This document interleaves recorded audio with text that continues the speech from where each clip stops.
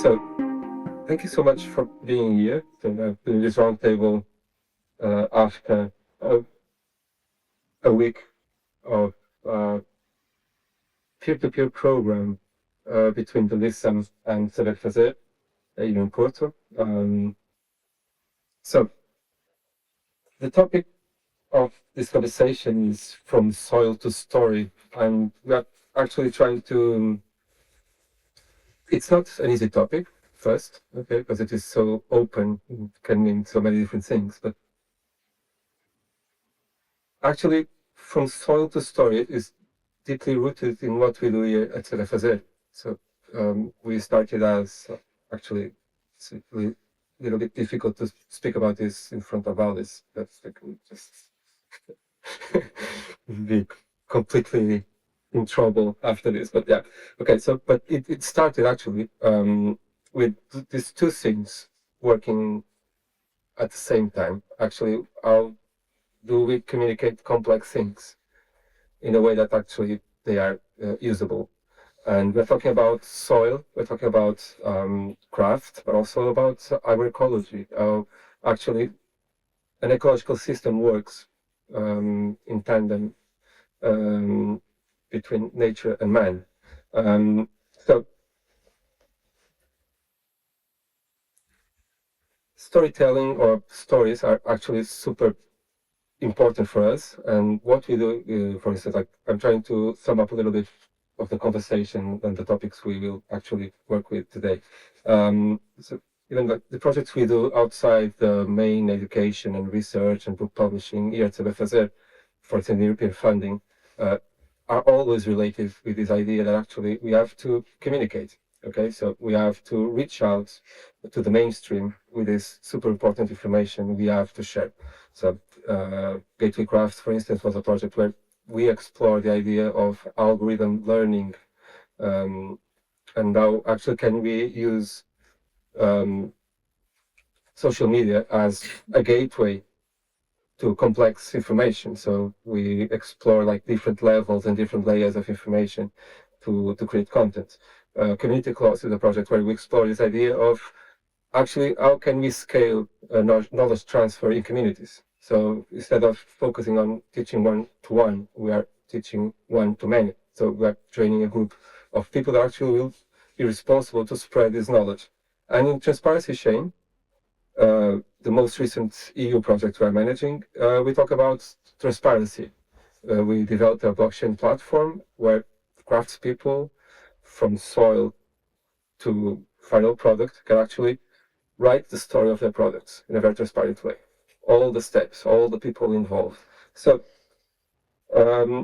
we have with us here Dörte. Yeah. Okay, you got it better. We'll get there eventually. From the Lissome, which is an amazing magazine. It's going on for 10 years now, which is like an epic effort. We have Paula Nabais from Scarlet project, which is like a really recent achievement in your career, right? Like this super big ERC project, something really difficult to get funded, right? Yeah, but we will explain a little bit what you do in terms of research. And we have Margarida and Pedro from VaiVem publishers. Yeah. Just go ahead. Let's talk a little bit about you guys first, okay? So can start with our guests of the week. Shall I start? Okay. So, yeah, I always find it a bit tricky to kind of explain what the Lissome is and sum it up in like one succinct elevator pitch or line. But I would say fundamentally it's an editorial practice. It's that expresses itself in an annual print magazine. It's a platform, like we have an online platform, we have a Substack. We've also had 2 years of like running a podcast. But it's also a very personal inquiry. And I think what brought me to working or starting this project, because I founded the project, I'm the creative director of the project, was a very particular like experience and shift in perception I had about probably now 12 years ago. At the time, I was working as a freelance art director at Elle magazine in Germany. And I was responsible, well, for the redesign of the magazine, but also later on, I was doing like the biannual runway guides. And it was the first time for me to work in traditional fashion media. And I just found myself in this environment, and there were just so many clothes. So it's like all the different editorial departments, there were like rails of clothes packed with beauty products, images and images and images, like collections, collections, collections. And at the beginning, it was like fun. It was like novelty new. But then at some point, I was looking at it and I felt a real sense of grief, because I felt like, wow, when has everything become so replaceable and so disposable? And when have we become so comfortable with having such a fleeting relationship to the things we wear? The things like we don't really know where they're made and where they come from in nature. Like we have no real relationship to it. And it was really interesting because it's like this shift of perception. And it took me years to really find the word and the language for it. At the beginning, it was really like a sense. And then it led me to start a blog. At the beginning, the Lissome was just like a personal inquiry blog that allowed me to talk to a lot of like different makers and people trying to bring about change in the industry. But then at some point I realized that what I was looking at was that seemed so mundane actually showed me that I was looking at something very fundamental in our system. That actually we are living in a system that really divides us from things, lives on separation and on extraction. And I think since then, like in a way, the Lissome really, like I sometimes wonder why am I so passionate about it? Why does it exist? And I think it's really the attempt to expand our imagination and like really shift this like system we've been living in for probably 500 years now, and change from this old worldview and help shift into a new worldview. I sometimes call it a culture of care, like moving from something that's very like, we just take from the earth, we use it, we throw it away quickly, we have no real relationship to it. But can we do things differently? Couldn't we be like really knowledgeable about things where they come from and care about everything very, very deeply? And I think, yeah, it's small, but it's also systemic. And yeah, so in a way, it's an editorial practice about that. Like it's kind of almost stewarding or mothering, moving from one worldview to what I see as the next one. And I think we're living at very pivotal times at the moment where we see that the way we've been operating for the last several hundred years is no longer working, and we need to find new ways and new ways of doing things. So that was a really long-winded answer, but I think that's as close as I can get to it. Yeah, it's trying to sum up 10 years of work. Yeah. But yeah, it's here. I'm a heritage scientist. This means that I study the materials that artists were using to prepare certain artworks. When studying specifically textiles and the color, which I'm very passionate about, I understood the value behind that production, because if we go to a museum, for example, and we see pieces and artworks and tapestries and textiles, we see the beautiful colors still present there. And so I was always a bit confused why natural dyes are not used nowadays so commonly, and why people say that they're so not stable, and that they can't use it. And they're like, well, you go to a museum and yeah, of course things have certain conditions, but maybe it's all about knowledge. And we work a lot with recipe books that master dyers were using to produce these natural dyes. So they're centuries and centuries of tests that they were using to make sure that they were getting the most stable colors. And so we're just sitting on this lost knowledge and not really taking advantage of it. And that's why I started to try and bring this knowledge back and how we can reuse it to contemporary times. So it started with a project more about the production in Portugal, in Covilhã, Project Revive, which then scaled up to this European project, the ERC, which the idea is to build this platform together with Ofício and Saber Fazer, this digital platform where these historical recipes are actually available for the textile community to use them. And they're tested. We'll test their stability. We'll test their, what is also their, what is left in the wastewater, so to really prove how sustainable they can be. We also need to be careful about using this word, right? So really to bring this knowledge to the public so that they can reappropriate it. Okay, for us.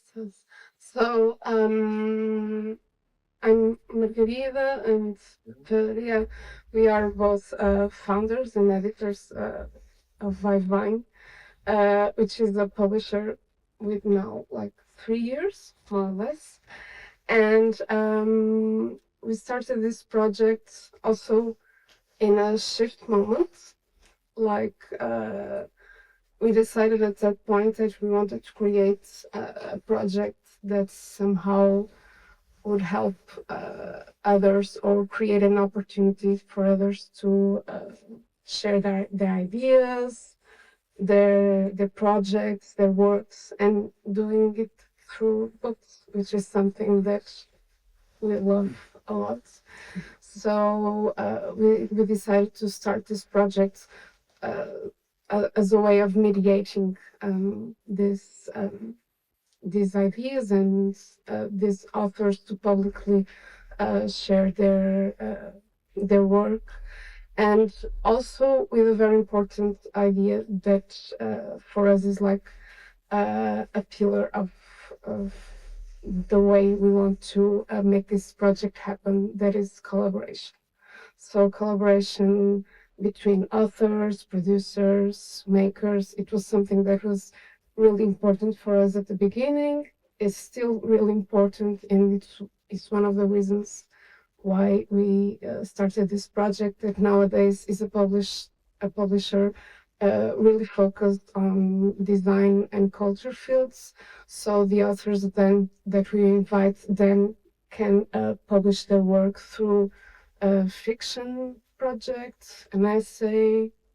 They decide and choose depending of what they want to be the outcome of this collaboration. That's it. So now probably I go for an individual round of questions, and then I just start broadening a little bit, and then actually making things a little bit more chaotic for the end. But now I have like super framed questions again. So Dörte, we talk about like fashion media and the traditional media where you started your career actually, right? So like fashion media trains readers to want product stories. Actually, not as you told it, the way fashion media is financed actually is product led, right? How can you talk about all the other things that actually really matter, like talking about labor, craft, ethics, ecology? How can you use the exact same format to tell a completely different story? Are people pay attention? I mean, I think first of all, it's probably important to understand how traditional fashion media operates. So they're all based on basically advertising. That's how they generate revenue, and that's their business model. But that means they are not independent. It's really like they depend on the advertisers. And I mean, I found it really interesting to see when I was working at Elle. It was just like, it wasn't necessarily the matter of like the most beautiful thing being chosen, but like Armani needed to be named because Armani paid. And so it's I think it's really important to understand that when you look at a traditional fashion publication, this is not neutral. This is like, and then you know the bias. But I think I also understood early on, and I always really loved it. Like I always loved fashion editorials. I found them really like beautiful. They drew me in. There was like an emotional resonance. So I understood the power of imagery. And then when I looked into sustainable fashion, I was really confused because often, I mean, I started in 2014, 15, they weren't really using this power of imagery very often. And but I love beautiful photography, and I was thinking, like, why not use something that is so powerful, so seductive, that creates aspiration, that creates desire, but use it for the good rather than for something destructive, using it with integrity, using it mindfully. And I'm a strong believer that aesthetics and ethics have to go hand in hand. But maybe to give you a concrete example, maybe actually this is a good example. Like end of 2024, I came to Portugal and I worked with Alice on a story because I decided I think they do amazing work and I wanted to talk about it and tell their story. But I wanted to do it with a little twist. So you will see it's part of this magazine. And on one hand, like, I mean, first of all, we got a very rigorous workshop for a day. And Alice told us, like, I mean, at the end of the day, our minds were exploding. But she told us really about processing flax for linen. She told us about wool. She told us about silk. She told us about natural dye. And she showed us the different tools and instruments that she has. Later on in the week, we also, at the very end of this day, I mean, we had discussions throughout this day, but then we conducted an interview, and the interview is very much like trying to get to the core of their work, like why this work is really relevant and important. But then we also had this kind of, aspirational, magical thing, and Alice kindly allowed us to take the tools and bring them all to the beach.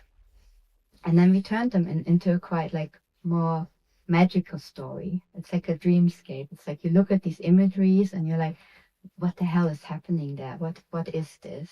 But it's also a bit like, it's intriguing, and it's something that is not necessarily often seen. And I really like that combination, that you are drawn into something visual, you're intrigued by it, you follow it, and then you actually are allowed to go, you're invited, I think that's probably the right word, invited to go deeper and get curious about the actual deeper layers of the work. I don't know if that answers it. Really well. Yeah. Yeah. Yeah. Okay, Paula. Paula, when we went to your lab, which is an amazing place actually, you go to each station actually tells a story, like it's history first, right?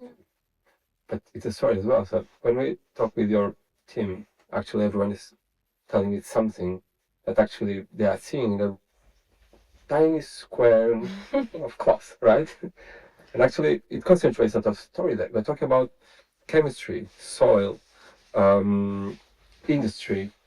We're talking about class systems, right? We have everything embedded there, right? So there's actually lots of information about the past there, actually. But how do you bring this to the future? So how do we avoid what you call the heritage gaze? And actually we have all the gazes in our jobs, right? How do you actually reach the future? Like how do you bring this to something viable in the future? So when I was presenting the project for evaluation, they asked me exactly that. How sure are you, that I was saying natural dyes maybe a resource that we can use?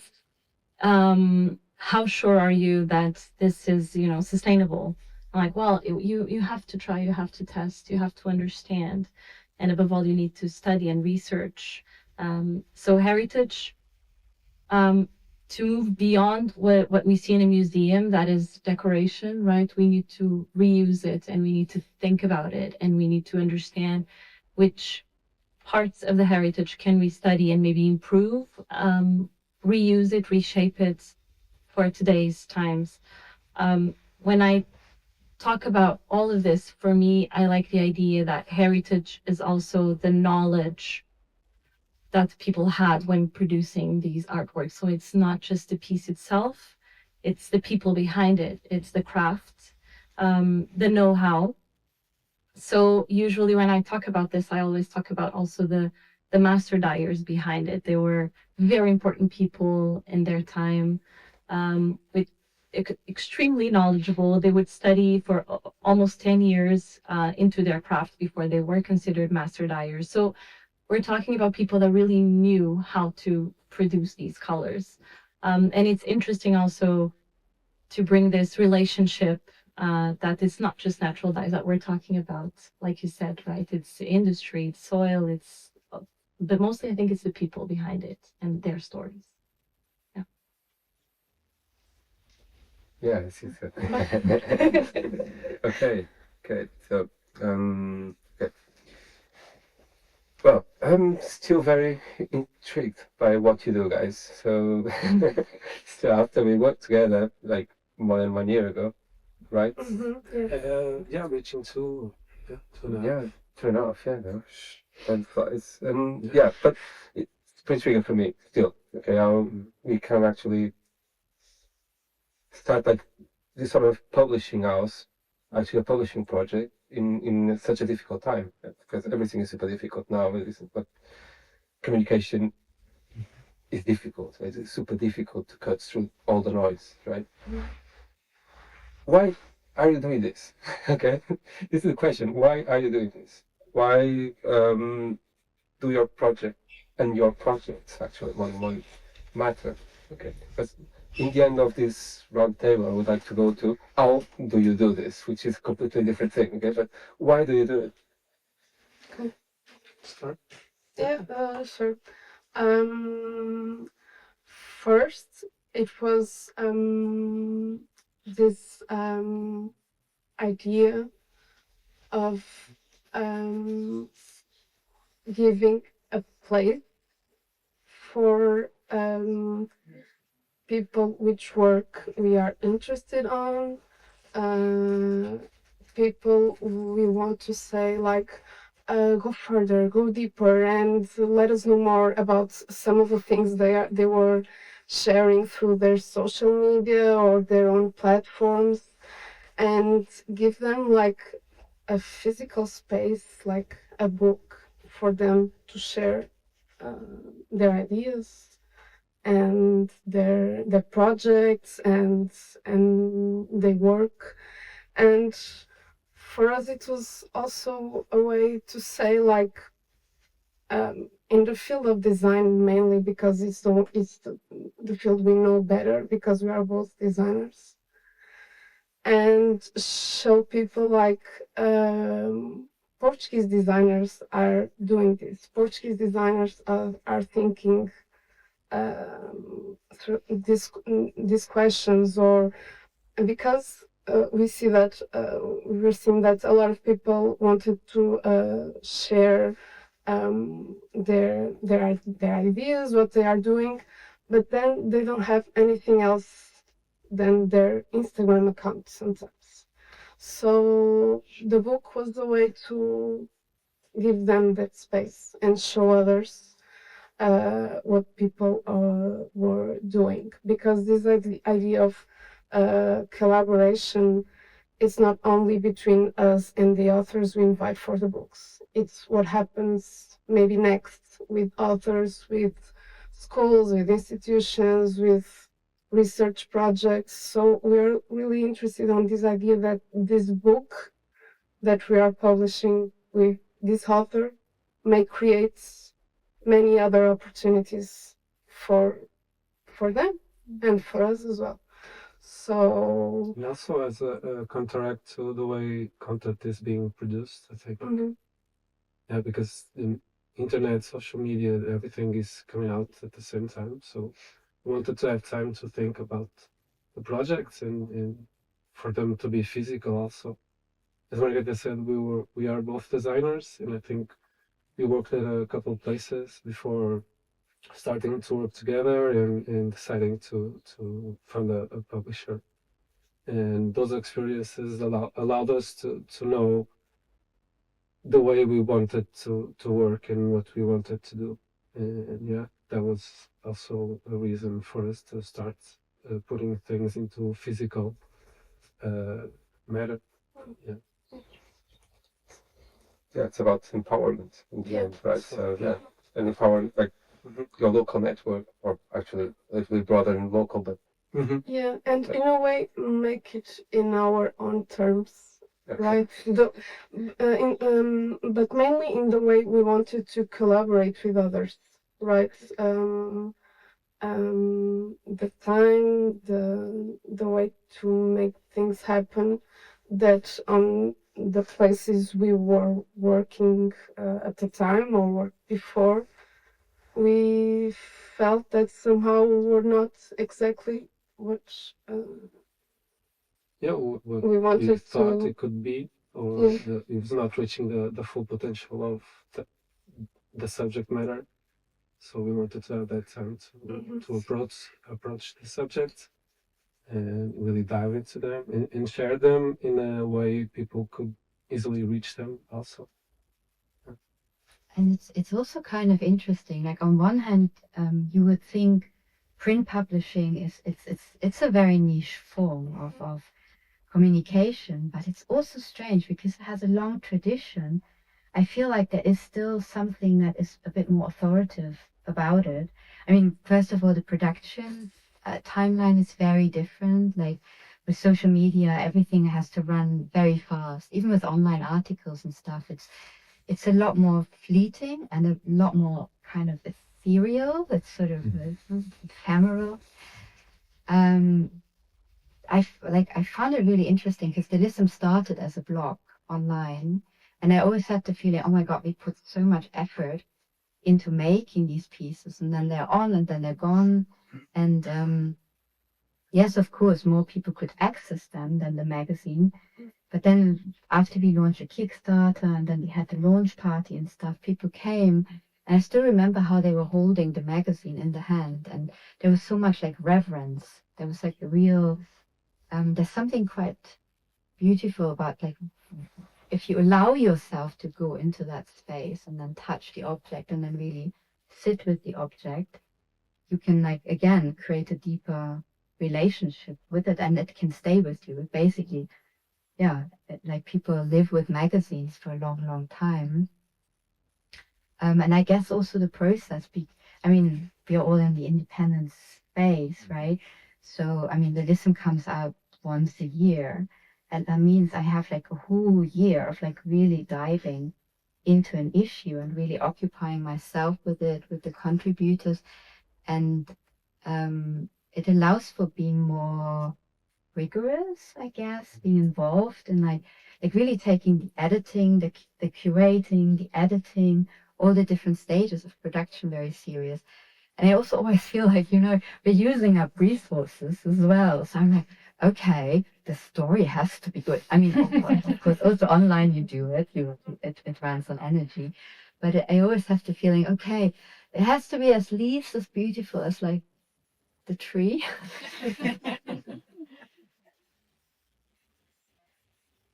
Yeah. So even reading it looks wrong. Okay, so natural, slow, heritage. So these are like words that actually so commonplace now and so overused. But actually, they become also aesthetic categories, right? So they are prone to fashion cycles. They come and go. And actually, we are doing this for like 15 years now. Here at Saber Fazer, we are doing a magazine for 10. And, you know, we see these things coming and going. You know, we're still here, we're the same every day. But actually, like, oh, probably we'll have a crisis now because everyone is talking about craft.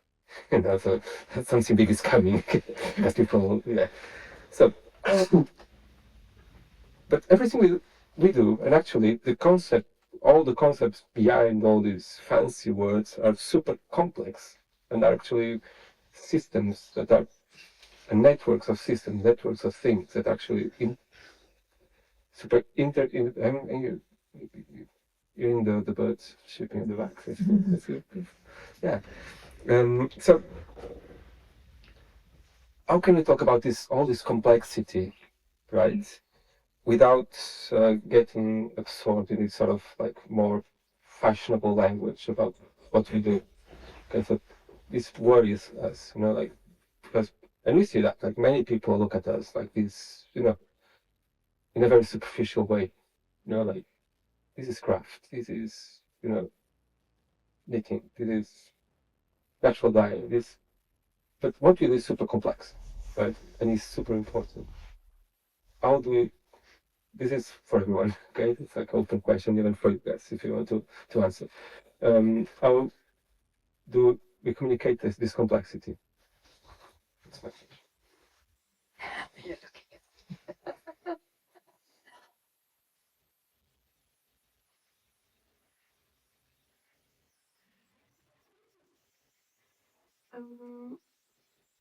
So maybe we can start because we try to prepare some of the answers. So when you're talking about these ideas of craft and flow, and I think maybe it's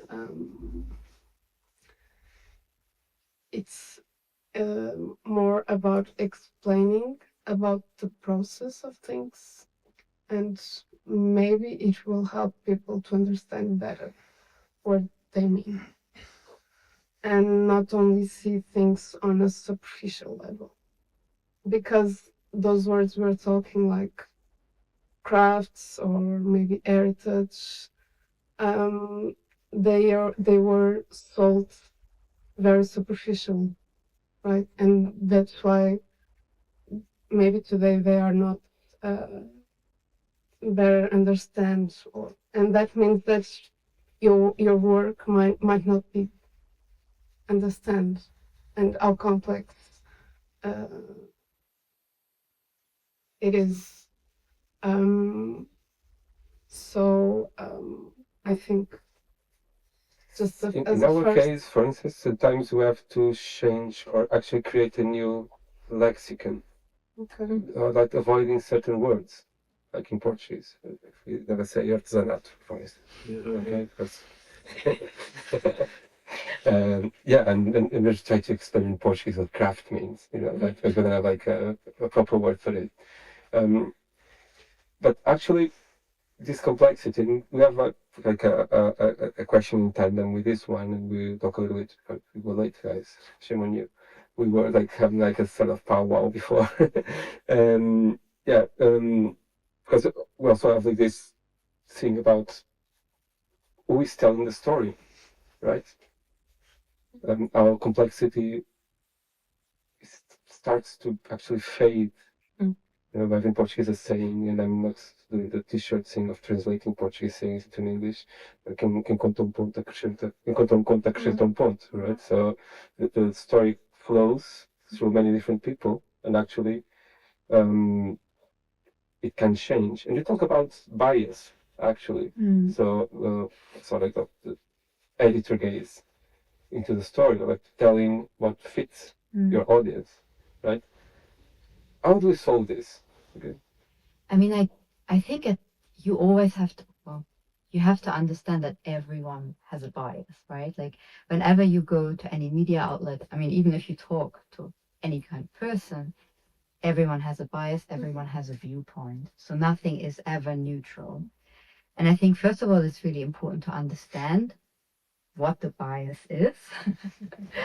And then I guess when it comes to like media, it's also like, yeah, understanding if the source is reliable or not. I mean, in terms of communication,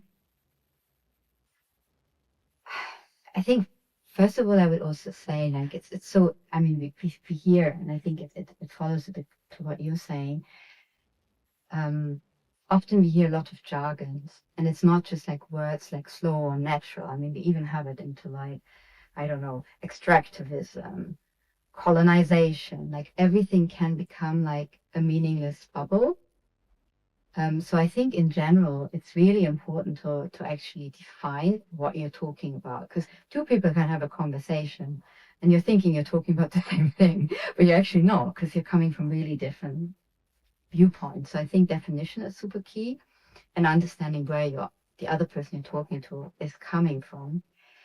I mean, at the Lissome, what we do often is, or what we always do is, like when we have articles, we actually show references. So we quote, we do research, but then it's also at the end of the article, we have references which you don't necessarily see in fashion magazines.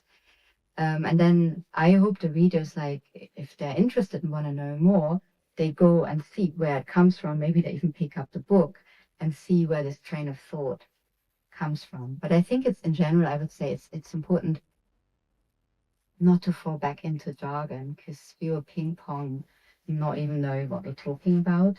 And then as communicators, also be rigorous and kind of say, okay, what does it actually mean? What does the process involve? What are we actually talking about here? Where are the reliable sources? Why are they reliable? Check. And of course, it's like, it's a big work. So yeah, It's complex. because you can actually, by being independent, you can hold complexity. By being mainstream, you cannot hold that sort of complexity, right? But at the same time, you are talking to a very select group of people, probably to a bubble, right? You are not going mainstream, and actually going mainstream is super important. So actually we can change. We're talking about transition and climate and emergent things, actually super important things that actually are somehow out of the political discourse nowadays, at European level, at local level. And okay, so how do we deal with time? We don't have much, right? But actually, these things take time. That change takes time, and sometimes it feels we are stuck in our bubbles.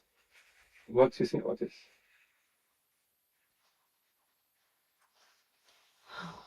Oh, that's a tough question. I think that sometimes people are too eager to have the results immediately, right? For example, with I think it happens a lot with sustainability, right? You have a project, you're working towards sustainability, and you need, people always ask me, well, yes, and when is that going to be ready? Like for next year? You know, this is a lot of the things I think are about changing minds and changing the way of people seeing things, and like fast fashion or ultra fast fashion, right? You have to kind of change the ways the consumers see their clothes, like what you were talking about, right? How we stopped having this relationship with what we're wearing, and so it takes a lot of time, I think. But we have to start somewhere, right? I mean, in 20 years from now, people are going to think, oh, thank God those people started working in that 20 years ago. But you kind of have to start somewhere.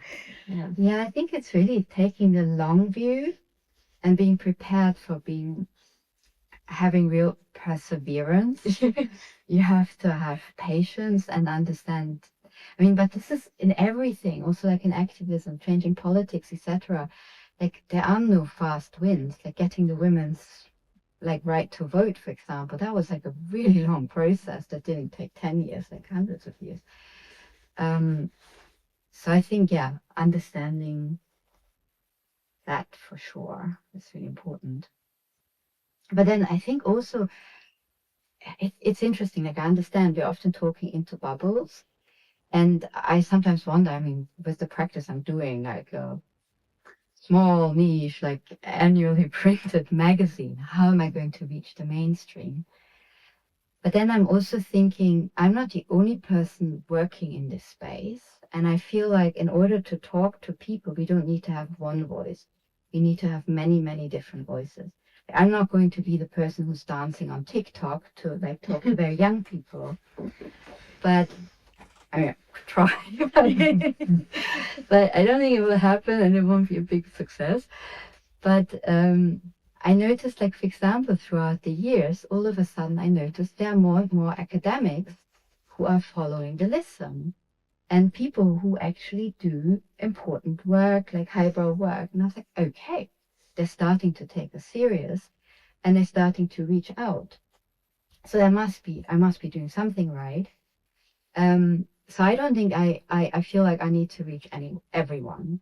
And I'm always really, really happy if there are other people working in the same space who are able to connect to other people. So it's in a way a bit like how we talked about the fiber share.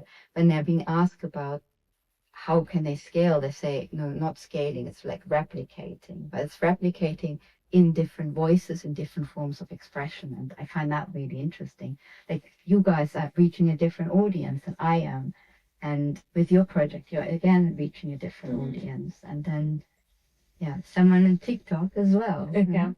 Yeah, because maybe these small outlets like ourselves are the ones that can make changes on a long term. Like mainstream can do it from day to night, not today. Mhm. But a long-term change happens through your magazine, happens through our books, happens because it's the people who are really interested on the subjects that we are working, that look for our books, that look for our work.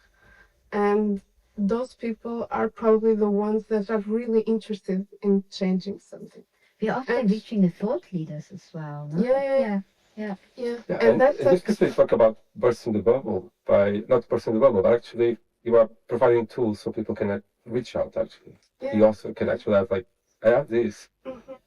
This is how I think, and actually can do something with that. Right? And it takes time because it's not mainstream, and Yeah, we it's don't. not TikTok fast. It's Yeah. not.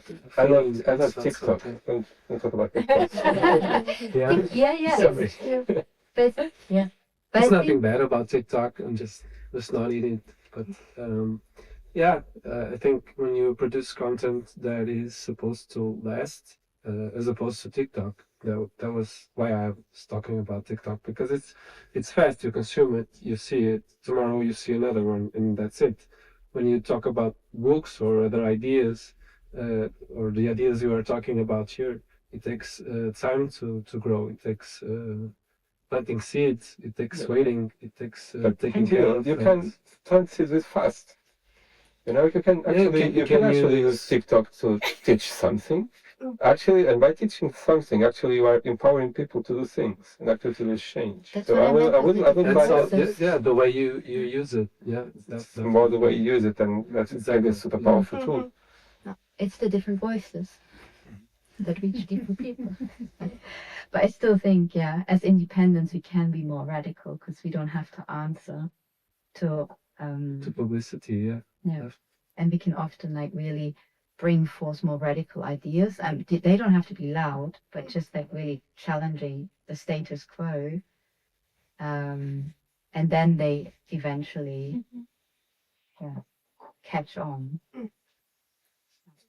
Paula, do you think there's a gap between research and public?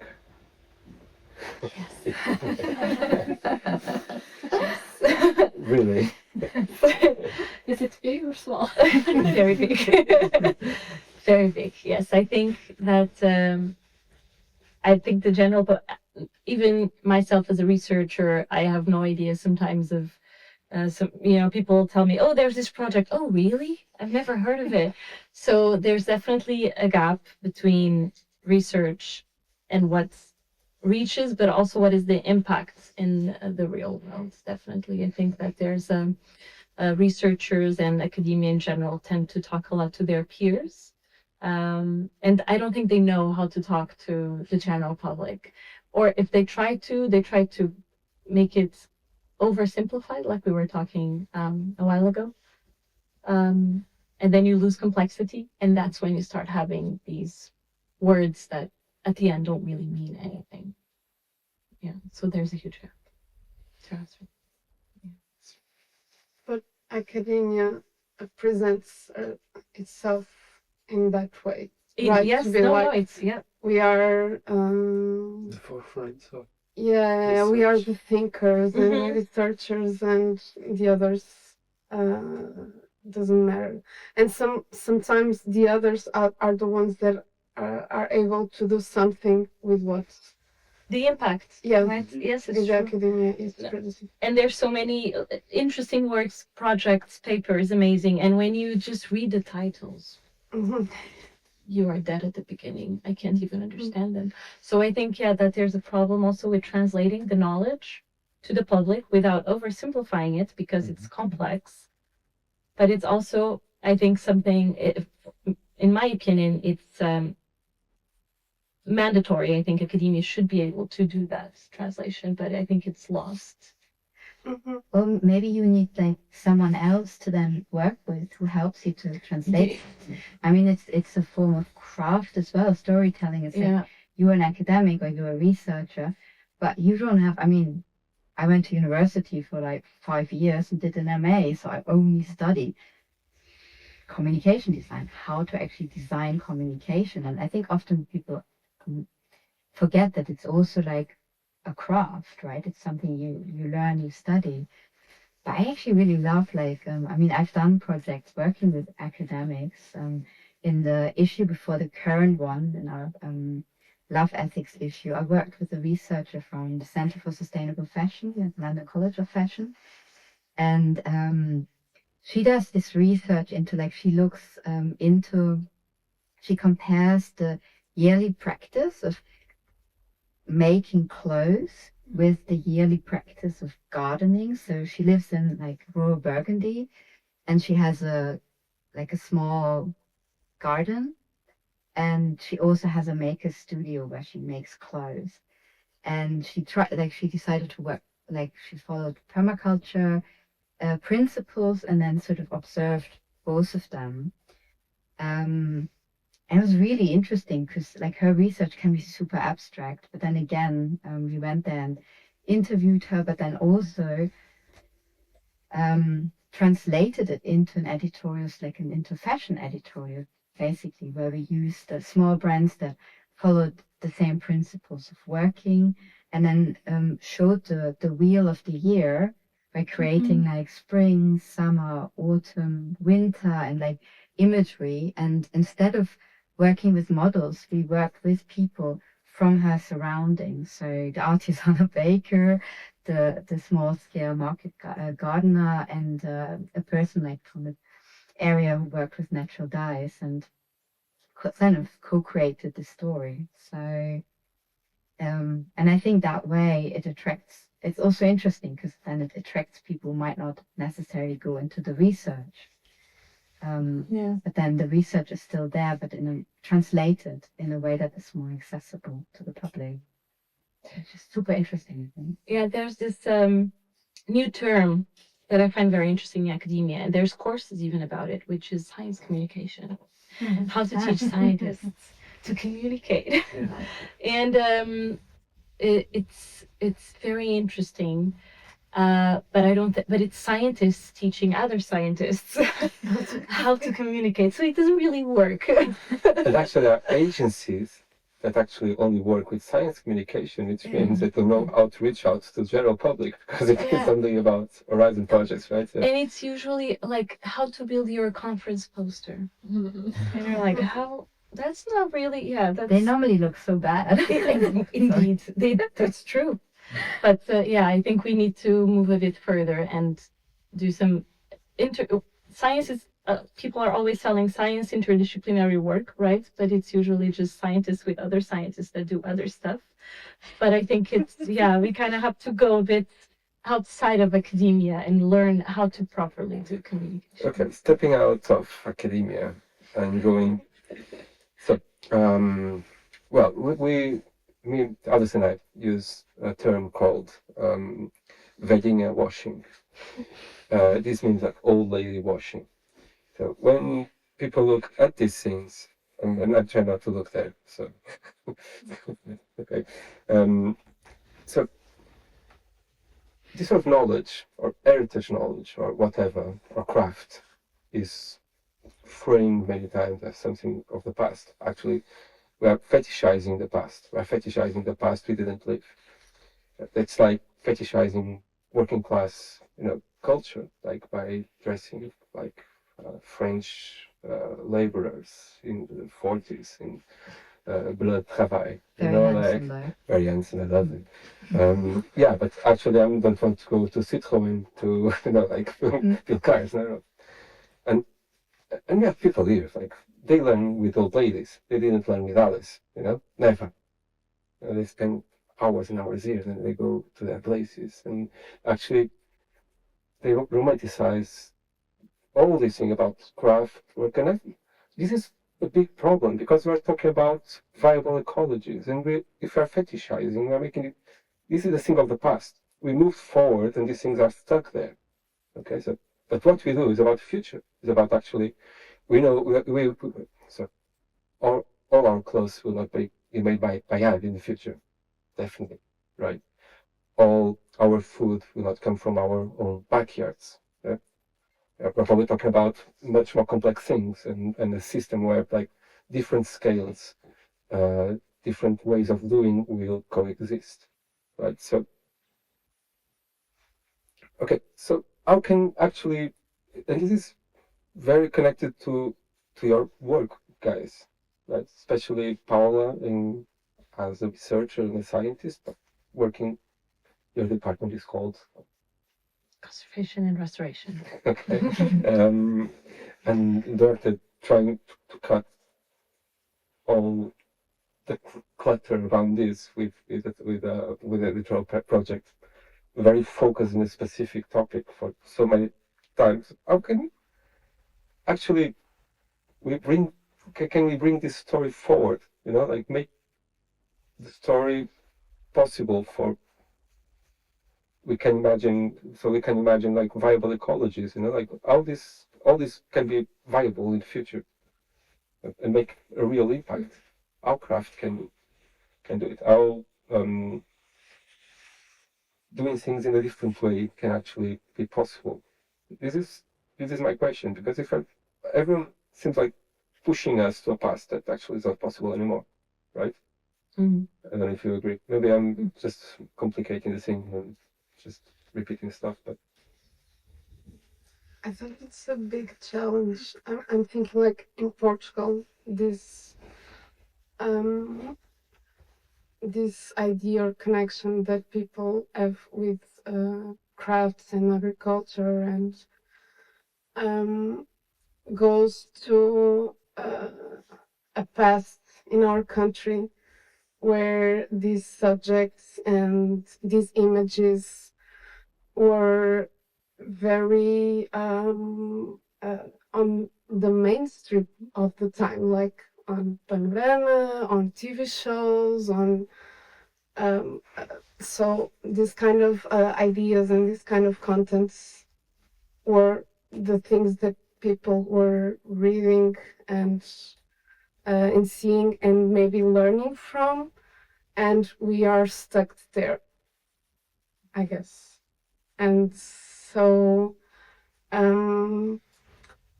if in the present or in the future there is no way to accomplish or to be in places like that where these new ways of doing things, of living, of crafts, of are able to be shared for a large audience.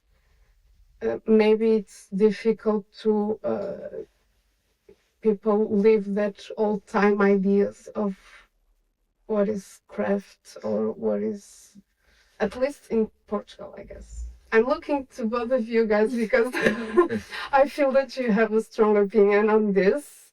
I think maybe you we have a can. strong opinion about the valuing a gaze, right? Mhm. But we don't have a solution for this. So Mhm. I don't think you explained clearly what is the valuing. You are all wondering. What Miguel means is it's also connected with communication and how the story sells and how it is communicated. Because we're talking about craft and it's very much associated with something that was in the past and now we are, Romanticizing. inheriting something from our ancestors and it's very romantic, of course. So this story sells. And the reality is, and I have a lot of examples that I'm not going to name here, of course, but of not anthropologists, but people, documenters, something like that, maybe is the right, which I'm not talking bad about them, it's just what it is. That by documenting something that someone that is of a certain age and is doing something that looks ancient, then we conclude automatically that this is a craft that is being well performed and in a very ancient way, which is not. So, by a person of a certain age doing a craft doesn't mean it's doing it well, or it does not mean that it's doing it better. The 18-year-old person that has learned correctly. Okay, so this old gaze, the gaze that we have for older people in this context, that's what we mean, that we criticize a lot because there's not a technical evaluation what's being done, it's just the romantic of the story. We want to believe that this person has learned throughout decades and now it's a specialist, But and this is not true. yeah, but that is very connected with what happened before, like this image was created. This image, exactly. So we To say this sell is something that this was not true. in- Exactly. That's why this is so important to not perpetuate nowadays. It's what Miguel was talking about, because here we educating, okay, you can consider some, like we work with Paula as well, and what I find so interesting about her work is exactly this bringing to our days this rich knowledge, this very, very specific, very sophisticated knowledge. It's very sophisticated. It's not old, it's sophisticated. This is different. But sophisticated doesn't sell as well as, old and Heritage. heritage. And the thing that's happening here is what we do here. Like, I'm an urban person, not that old. So I don't sell that, the tourist doesn't, it's not the story that should be told. So sometimes, just going a little bit backwards, what we teach here, our training programs are highly organized and we try them to be really technical, really, we are not in the academia, but we try to work as the academia in the sense of doing our research and, validating everything. And what sometimes happens is people learn with younger people, and then when it's time for them to market their work, they say that they learn with the older people from the village because that image sells. That's what we're talking about. Now, what this creates, and this hurts our work and also the academia, and organized knowledge, it removes value from the organized knowledge, the systemization that we do. And that's really a crime because it's not something like weaving or making a basket or knowing about raw matter like wool. It's not something that you learn overnight without, systematizing. Like even in an academic manner, you really need to be systematic about it and learn.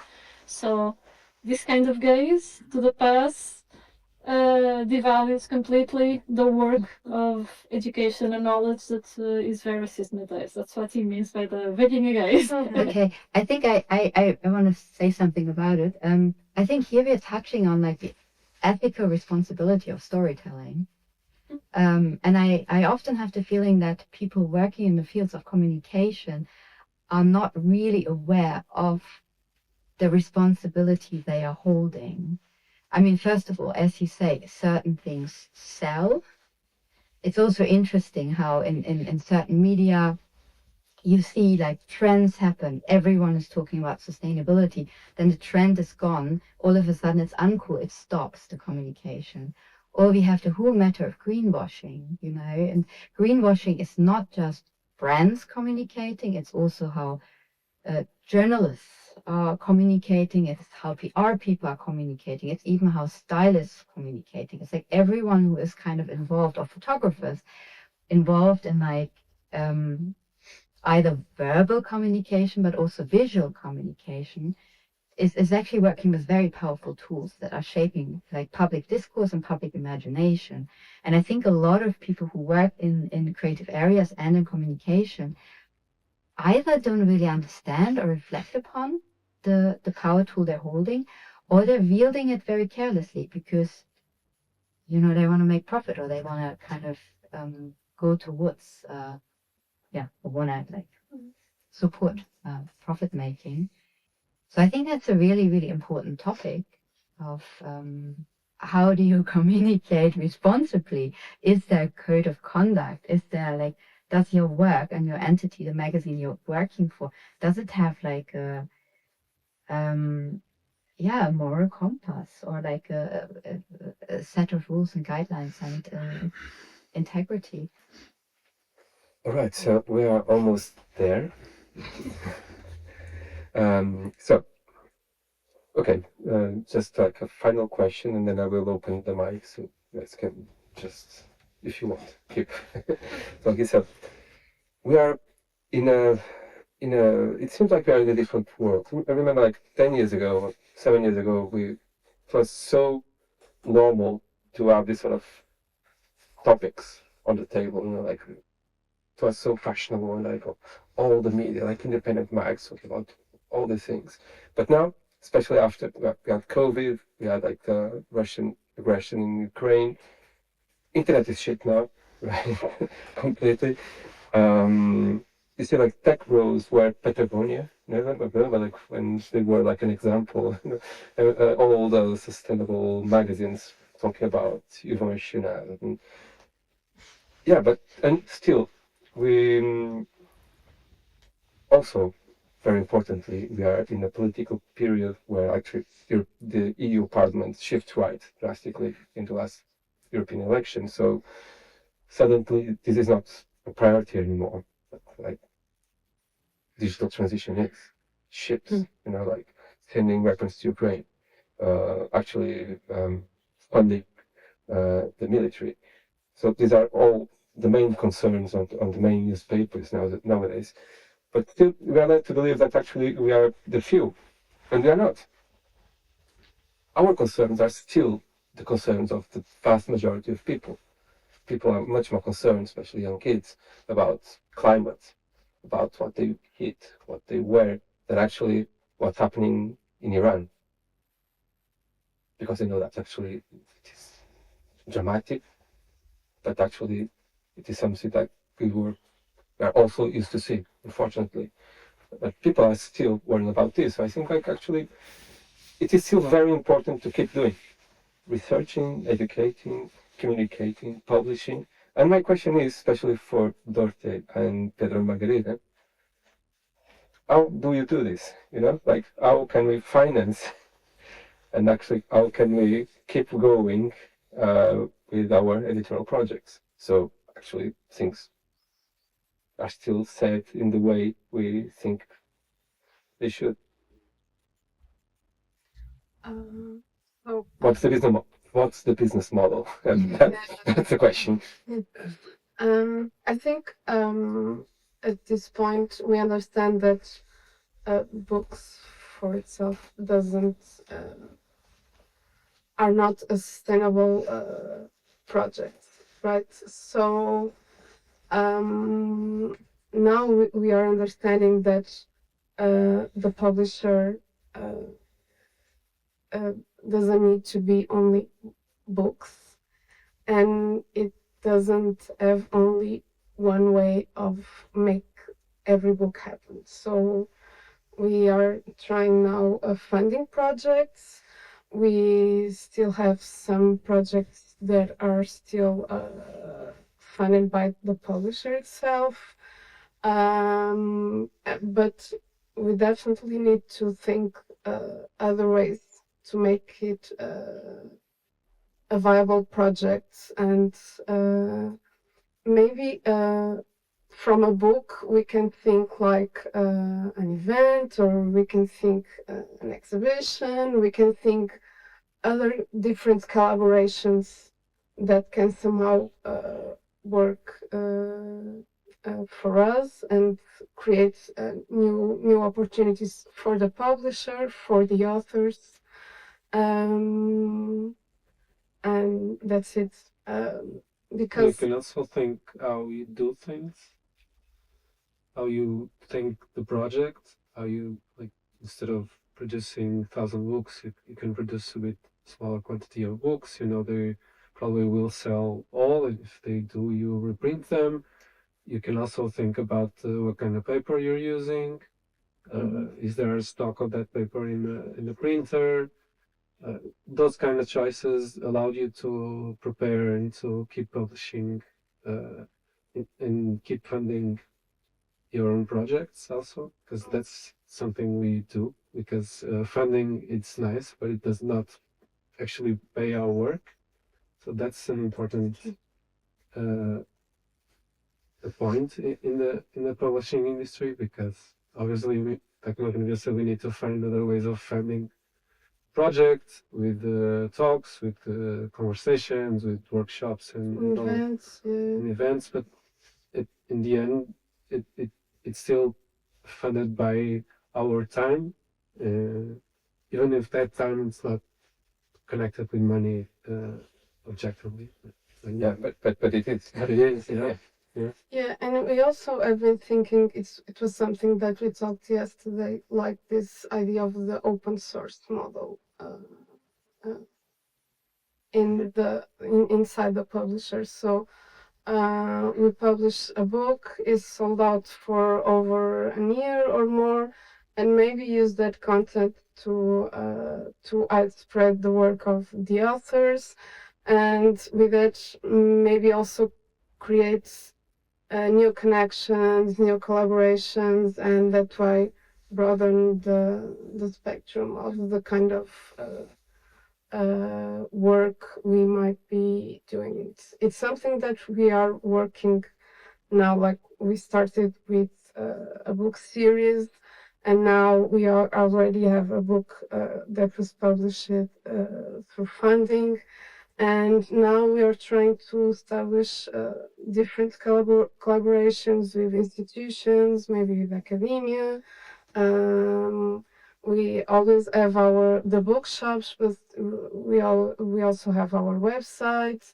So we are using different ways to connect with our audience, and with that, we hope find new ways and diverse ways to make the publisher like a sustainable project, because we are not only publishers, we also have a graphic design studio, so we do a lot of things to make all of them work at the same time. So it's a bit what you do as well. So that's it. I think I would like to kind of respond first to the first part of what you were talking about, because I found this really interesting. I mean, I think the work we do is really like for holding the long view. I think we have to acknowledge, like, we are in the midst of a climate breakdown, and that will not change just because the governmental structures change, or there's like Trump in the US now who says there is no climate change. There is climate change, we know that. But I think entities who are profit driven or don't have a moral compass, like you see, like a few years ago, Vogue would do sustainable editorials, and normally in fields or gardens or something funny, but out of place. It's great. Now, for them, it's a trend. The trend stops.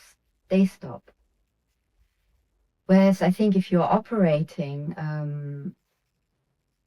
with a purpose and a mission, you will not stop, because you're doing your work for a different reason. And I think that's why it's so important that you have independent players who do their work, because they will not be swayed by the next trend. They will think in much longer cycles. And for me, the notion of like long-term sustainability and like finding a new system that is in balance with the natural world and finding ways of responding to climate breaking down and other political systems breaking down is a long-term project that will probably accompany all of us in this room for our entire lifetimes. We might not even see the immediate like success and results of our work in our lifetime. And I think we need to be prepared to know that and operate in that way. This is like really for the long game. But yeah, to your question, I think that is what makes these kind of projects so valuable. But we are also living in a time where, it's hard to fund them. I mean, for me, the listener, once I decided to step into that space, I stepped out of a job that was lucrative. Like 10 years ago, I was making a lot more money and I was financially a lot more secure than I am now. And it's still like I tried lots of different like little ways, and I managed to like at least make yes, like it funds itself. I'm not putting my money, which I don't have, into this magazine, but you're right, I'm putting tons of time into this magazine. So it's also like understanding like how you can generate that money and what are the different models. I mean, we talked about it. Probably I'm much more confused now that you were like 1 week ago before we started this. But No, I think I'm getting. Yeah, but we know that we have actually to take off the year of the magazine cover. That's the key takeaway of 1 week from full success from now on.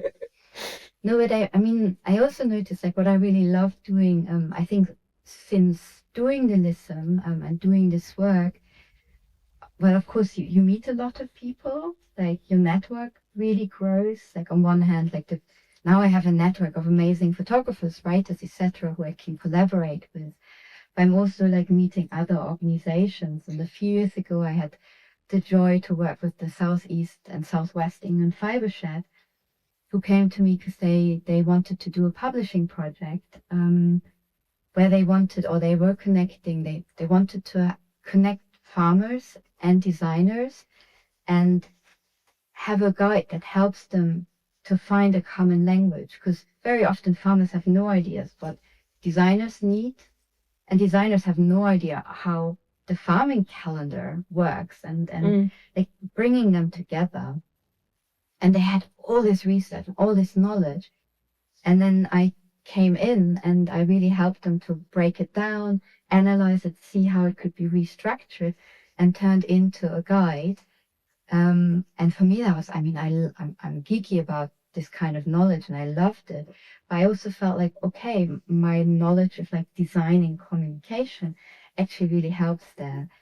And from what I heard, like, it's been a great success. Like the farmers loved it, the designers are using it, and it's like it's great. It's like it comes from this magazine, but then it turns into something else. And yeah, same goes for other projects I've been involved with. So I think, finding other useful outlets and then allies where you can sort of help them communicate and help them sort of also shift public discourse and imagination. I'd really love to go more into that, and I think that's super exciting work. Yeah, I think as publishers we can relate with everything, like doing many different things on the side, right? And actually, so what we do normally for books is, okay, Alice is like putting tons of hours of many years in her research, and it's super difficult actually to have. And actually, we have a graphic design studio in us as well, so we have like the knowledge and we have the people and we have the resources to do it. And still, it is difficult to keep going, right? So, but another thing we do is actually using EU funding to do this, which is important. So actually, we're talking about this as well. So, how can we use public money to fund something that is quintessential important for the society, but actually is not economically viable The gateway crafts, for instance, it's not, okay, it's a publishing project, it's not a book. It's, of course, it is a course, an online course, but actually it's a publishing and editorial output, because it is something that is sort of like something beautiful to look at, but at the same time, technically it's super complete and complex. And actually, it goes through like, we cannot use this as an example to other things. Like if we have like almost 700 people actually doing the course, how many of these people actually are actually growing facts? Just a few of them, but actually 700 people actually know how facts works, know the importance of using local varieties, how the process goes, cycles, etc. So there is also this responsibility of using public funding to actually do something that has lasts and has impact. And actually, I think there is a model. So I would say that worse than publishing as a business is probably a restaurant, right? So like, but publishing is like a shit business, right? And you'll never get money out of it, right? There's no one single independent rich publisher. Actually, you can be rich, but before publishing, right? You were rich before, never after. Yeah, but okay. So I think this is like the last of the, and I would like to leave things a little bit open if you want to have further comments. And actually, guys, you are more than welcome to come to the table, but you have to speak really loud so I can get your voices. So. That's scary now. It was something that you were saying, Miguel, that it's interesting for us, and it's actually something that we're trying to do when we go find for funding. It's like we are not just only funding the book itself. We are funding a research project that the final outcome will be a book. So for us, when we have the chance and a bigger budget to do it, it's important for us that is also a moment for that person or that team to conduct a research project, something that they weren't able to do before, and with this they can do it, and at the end we have a book where we can share all the work that people or that person did for a month or a year. So, and we are having like different approaches in editorial approaches, also depending on the business model of each series. So, yeah, that's it. Just to say that this idea of the public funding being capable to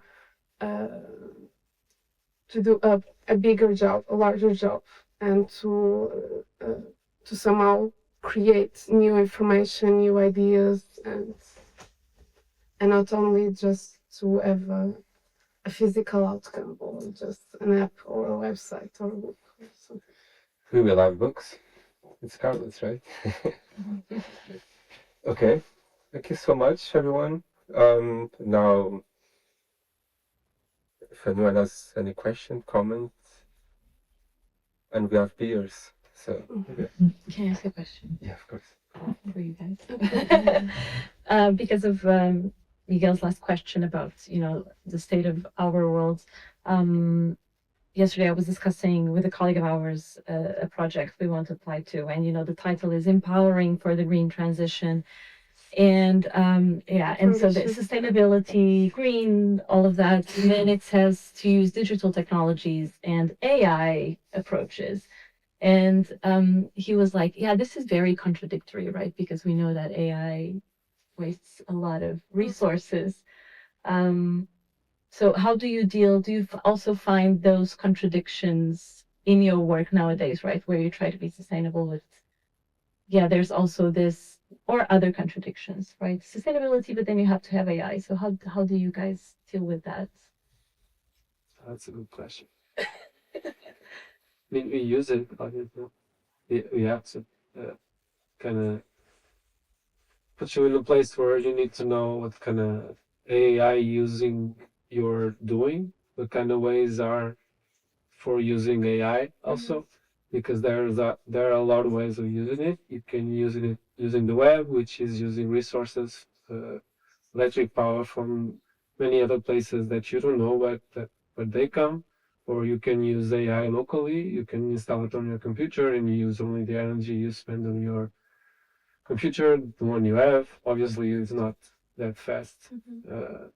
But yeah, we have those concerns. But yeah, we use it to actually make the process faster, which allows time to think on other things, on other subjects. Yeah, but AI is not an editor. Yeah, it is true. So Yeah. I think And it's not a content creator also. I mean, it is a content creator because it produces content, but not in a way that at least we see the content we want to publish. You were talking about content produced in academia, and we started the publish also to publish content produced in academia, but we tried to kind of look at it and as mediators or editors and try to, in a way, not translate it or have a role in it, but to publish it in a way that it is accessible. And what I mean by accessible, I mean that it's not using too academic terms or it's not using too many sentences that are quoted, or I mean proper language for people to read. Not that academia does not do that, but well, we try to be or publish also books that are not only accessible because they are not that expensive, but are accessible in language also, and that's kind of important for us. And well, AI also help you with that. Yeah. Not sure if I answered your question. No, yeah, I was just curious because it was I find nowadays, at least, like what Miguel was saying, these the conditions we live in now, I think it's a bit contradictory to what a few years we wanted, but we still want certain things. So there's still projects around global warming and everything, but then you have to use these tools that are, so it's amazing proposals. You can like a supercharge clause subscription, like that's a proposal about sustainability in the wool value chain. yeah, but the use of AI is something important on editorial world and publishing, because it raises the question, where is the editor and where's the limit? Yeah, for sure. That's the point of it. There's no limit. As an editor, you always have a limit. You always have to select what are the inputs, what are the sources, and you go check for them. AI does that, but does not have a defined limit, or at least you don't know what it is, because you can define that. And I think the danger is also like it's so fast that it could be a temptation for you to just let it think for you. But obviously it's just kind of generating things. It doesn't have a moral compass. It doesn't have like a responsibility. It didn't have a life. It didn't lead. It's not embodied. Yeah. Exactly. It does not have the references we have as human. The sensibility to talk to someone and to, well, actually there was a study made with AI that it has better scores as a psychologist than humans because it has more empathy for people. They tested that, and an AI performed better than a psychologist, which is kind of interesting, but that's a big subject. It's a different story. Yeah. Okay, guys, thank you so much, everyone. And hopefully we'll have like a podcast and actually sort of small magazine or small book. We will, but we will send emails to everyone. We will open this publication we are actually publicating. That's my English at this point is so. yeah, but we are opening for contributions. So we will actually write the proper email framing the editorial strategy for this publication, and everyone is invited to contribute, and then we will edit using people. So thank you so much for this, and yeah, see you soon. Oh, Thank Bye.